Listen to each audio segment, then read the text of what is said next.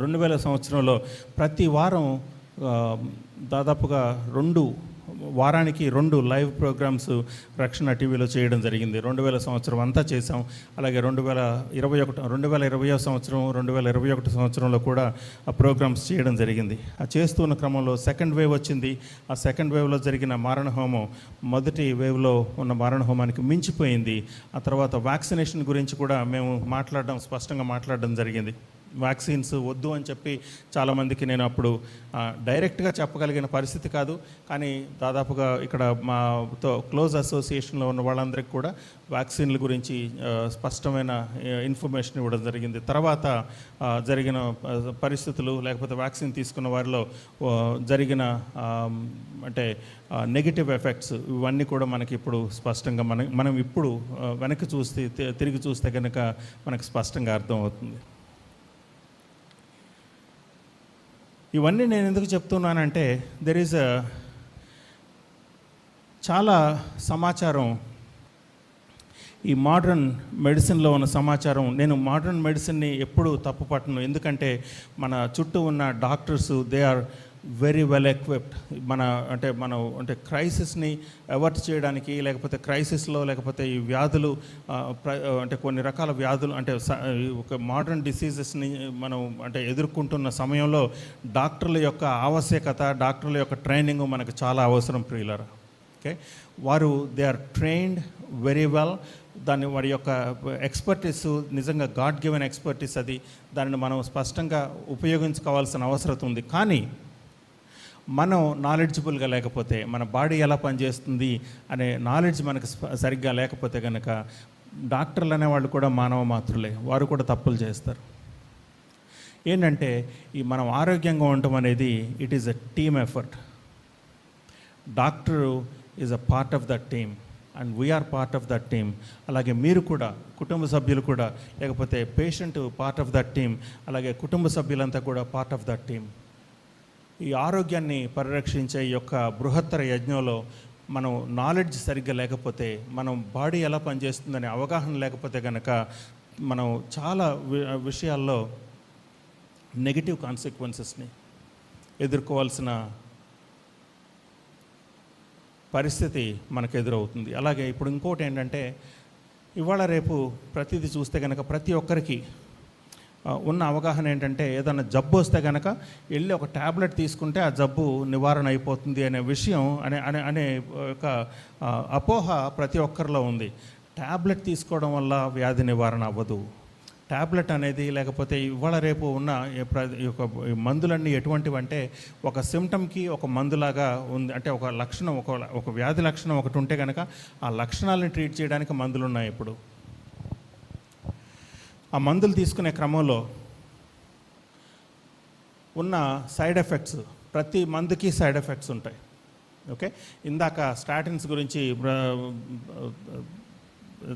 ఒక బ్రదర్ చెప్పడం జరిగింది.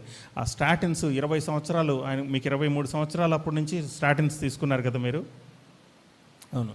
సో ఈ స్టాటిన్స్ అంటే కొలెస్ట్రాల్ని తగ్గించడానికి మందులు కదా. ఈ స్టాటిన్స్ విషయంలో మనం చూసినట్లయితే స్టాటిన్స్కి ఉన్న సైడ్ ఎఫెక్ట్స్ చాలా ఉన్నాయండి.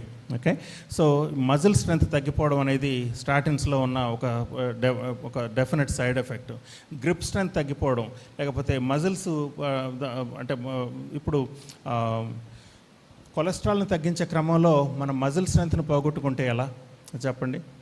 అలాగే సో ఆ మజిల్ స్ట్రెంత్ని పెంచడానికి ఇంకో మందు ఏది లేదు మన దగ్గర. సో ఇప్పుడు కొలెస్ట్రాల్ తగ్గుతుంది, కొలెస్ట్రాల్ వల్ల హార్ట్ డిసీజ్ తగ్గుతుంది అనే విషయాన్ని మనం చెప్తూ, దాంతోపాటుగా మీకు మజిల్ స్ట్రెంత్ తగ్గిపోతుంది అని చెప్పి కనుక మీకు ఎవరైనా డాక్టర్ చెప్తే దాన్ని వాడతారా మీరు? ఇంకేదైనా ప్రత్యామ్నాయం చెప్పండి డాక్టర్ గారు అంటారు కదండి. ఓకే, సో డైట్ ఇప్పుడు ఇందాక మనకు చెప్పారు, కొలెస్ట్రాల్ గురించి మాట్లాడుతూ మీట్ ఎక్కువ తీసుకున్నప్పుడు, లేకపోతే కొలెస్ట్రాల్ అంటే ఎగ్స్ ఎక్కువ తీసుకున్నప్పుడు, సరైన డైట్ తీసుకున్నప్పుడు, నెయ్యి ఎక్కువ తీసుకున్నప్పుడు వాళ్ళ కొలెస్ట్రాల్ తగ్గింది అని చెప్పడం మనం విన్నాం.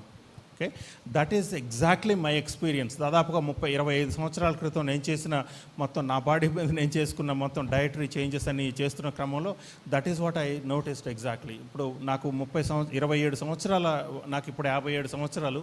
నాకు 27 సంవత్సరాల వయసులో నా కొలెస్ట్రాల్ లెవెల్స్ అన్కంట్రోలబుల్గా ఉండేవి.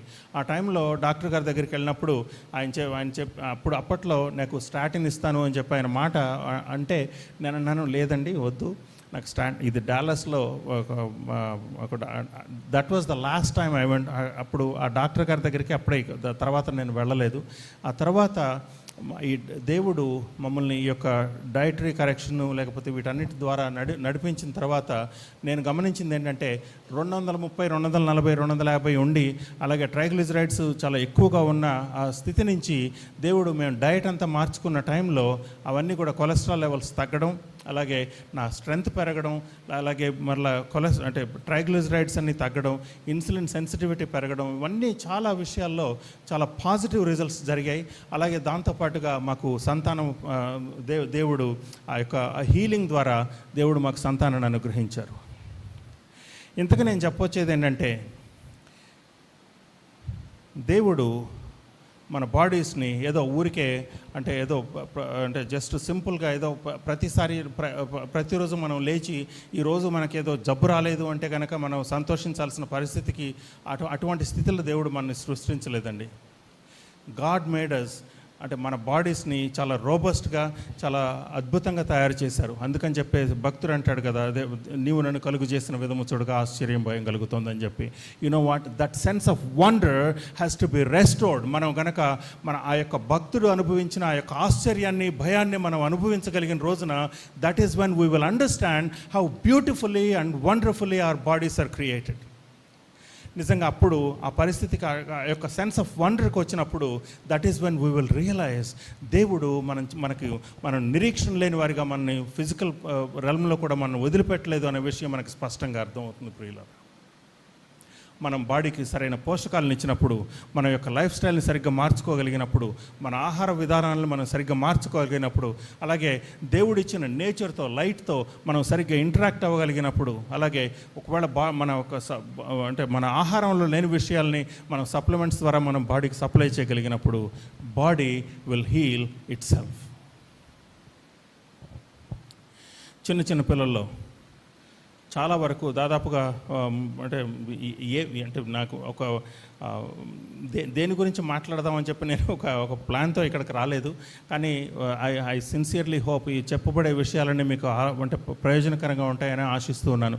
ఆడపిల్లల గురించి మాట్లాడాలంటే కనుక చాలామందిలో ఇవాళ రేపు 20 సంవత్సరాలు రాకముందే ఇంతకుముందు దాదాపుగా 10-15 సంవత్సరాల క్రితం చూసినట్లయితే PCOS ప్రాబ్లమ్స్ అనేవి వచ్చాయి. కానీ ఇవాళ దినాన్ని మనం చూస్తే కనుక 20 సంవత్సరాల పిల్లల్లో కూడా ఫైబ్రాయిడ్స్ రావడం, యూట్రిన్ ఫైబ్రాయిడ్స్ రావడం, యూట్రస్లో ఫైబ్రాయిడ్స్ వచ్చిన తర్వాత చిన్నపిల్లల్లో కూడా యూట్రస్లు తీసివేయాల్సిన పరిస్థితి ఇప్పుడు మనం అటువంటి దుస్థితి మనం చూస్తూ ఉన్నాం ఇవాళ రేపు.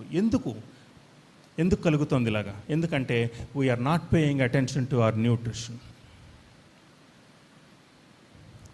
ఫర్టిలిటీ ప్రాబ్లమ్స్ ఎంతమందిలో వస్తూ ఉన్నాయి. అలాగే తర్వాత ఇందాక విజయభాస్కర్ గారు చెప్పినట్టు ఆటిజం ఎంతమందిలో వస్తుంది చిన్నపిల్లల్లో. ప్రతి 30 మందిలో ఒకళ్ళకి ఆటిజం వచ్చే పరిస్థితి ఉంది అని చెప్పి గణాంకాలు మనకు చెప్తూ ఉన్నాయి.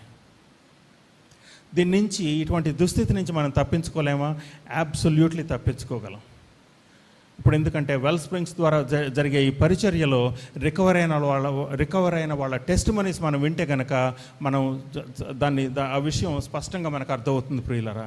ఎందుకంటే ఇక్కడికి దాదాపుగా 3.5-4 సంవత్సరాల క్రితం చాలామంది ఇన్ఫర్టిలిటీతో బాధపడుతూ మా దగ్గరకు వచ్చి మీ యొక్క అంటే దీని విషయంలో ఇంకోటి అంటే ఏదైనా మీరు ఏమైనా చెప్తే బాగుంటుంది అని చెప్పినప్పుడు ప్రతి సాటర్డే నేను ఇన్ఫర్టిలిటీ గురించి కొన్ని విషయాలని, అంటే మీ హార్మోన్ల గురించి నేను మాట్లాడలేదు, లేకపోతే బాడీ ఎలా పనిచేస్తుంది యూట్రస్ గురించి మాట్లాడలేదు, స్పర్మ్ కౌంట్స్ గురించి మాట్లాడలేదు.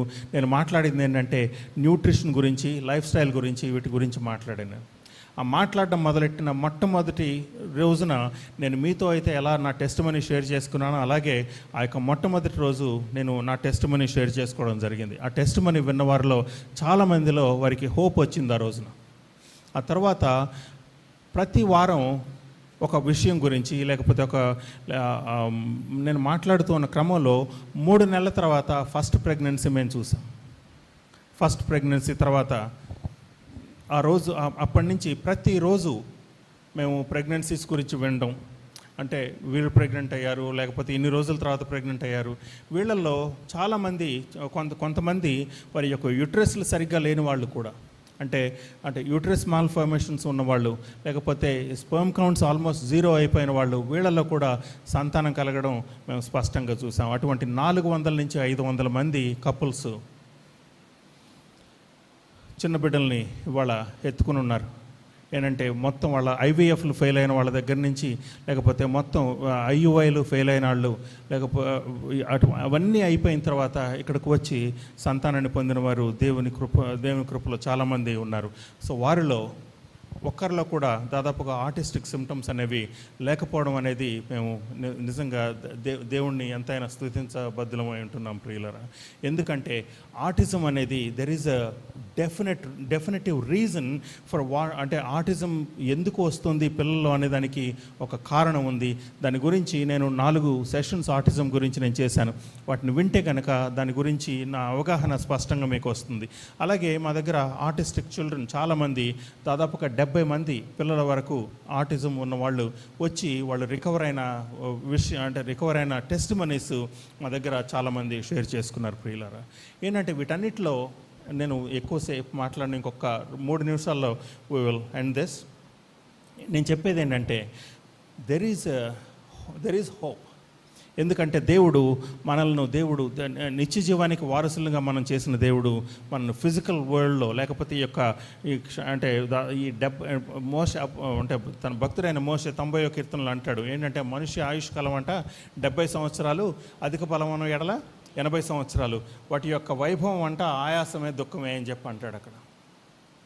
ఇటువంటి ఆయాసంలో దుఃఖంలో వీటన్నిటిలో కూడా God did not leave you hopeless, leave me hopeless. దేవుడు తన యొక్క beauty of his creation is being testified to buy your body. దేవుని యొక్క మన యొక్క బాడీ యొక్క డిజైన్ మనం చూస్తే కనుక దేవుని యొక్క అద్భుతమైన సృజనాత్మక శక్తికి అది యొక్క తార్కాణంగాను సాక్ష్యంగాను నిలుస్తుంది ప్రియుల. సో ఏంటంటే ప్రతి ఒక్కరూ చాలామంది చాలా ప్రాబ్లమ్స్తో ఇక్కడికి వచ్చారు, నాకు తెలుసు ఆ సంగతి. చాలామంది నిరాశ నిస్పృహలతో ఇక్కడికి వచ్చారు, నాకు తెలుసు ఆ సంగతి. కానీ ఒకటే సొల్యూషన్ ఏంటంటే we need to go back to the fundamentals of nutrition, fundamentals of God's design. దేవుడు ఏ విధంగా మన బాడీని డిజైన్ చేశారో దానిని నేర్చుకోవడం నా యొక్క విధి, కర్తవ్యం. That is our responsibility.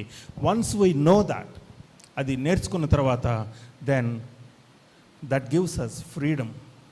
And that is how God works. దేవుని యొక్క డిజైన్లో, దేవుని యొక్క విమోచన కార్యంలో everything that is about God testifies to his creative power. అండ్ దేవుడు దానిని బట్టి ప్రతిరోజు నన్ను ఎంకరేజ్ చేస్తున్న విధానాన్ని బట్టి I'm able to come before you. అండ్ ప్రతిరోజు కూడా జూమ్ కాల్లో నేను మాట్లాడేది దాని గురించే మాట్లాడతాను. I'm just merely an instrument to అంటే దేవుని యొక్క కృపను అందరికీ ప్రకటించడానికి దేవుని యొక్క సాధనాన్ని మాత్రమే. నాలో ఏం లేదు, లేకపోతే నా నాలెడ్జ్లో ఏం లేదు, కానీ కేవలం దేవుని యొక్క సృష్టిని గురించి, దేవుని యొక్క డిజైన్ గురించి టెస్టిఫై చేయడానికి నన్ను ఒక సాధనంగా దేవుడు వాడుకుంటున్నాడు ప్రియులారా. అంతకు మించి ఏం లేదు. దాని ద్వారా దేవుడు ఒకవేళ స్వస్థపరిస్తే అది కేవలం ఆయన కృప, ఆయన యొక్క మహిమకు అది కారణం కావాలి. సో ప్రార్థన చేయండి. మీరు ఒకవేళ దీని గురించి ఇంకా తెలుసుకోవాలంటే, లేకపోతే దీని గురించిన ఒక వెల్ స్ప్రింగ్స్ పరిచర్యల గురించి మీరు తెలుసుకోవాలంటే, దాని గురించి ఒకవేళ మీకు ప్రాబ్లమ్స్ ఏమైనా ఉంటే కనుక ఆ జూమ్ కాల్లో జాయిన్ అవ్వండి. లేకపోతే ఒక ప్రశ్నోత్తరాల సమయంలో మీ ప్రశ్నలకు ప్రతి ఒక్క ప్రశ్నకు మేము సమాధానం చెప్పడానికి ప్రయత్నం చేస్తాం. సో మీరు చాలా విషయాల గురించి జూమ్ కాల్లోనూ లేకపోతే యొక్క రికార్డెడ్ సెషన్స్లో మాట్లాడడం జరిగింది. అవన్నీ వింటే కనుక విని నోట్స్ రాసుకుంటే మీకు చాలా విషయాలు మీకు అర్థమవుతాయి. ఓకే, సో దేవుడు మిమ్మల్ని అందరినీ ఓకే, ఆశీర్వదించిన గాక. Thank you so much for giving me this time. Thank you అండి. God bless you.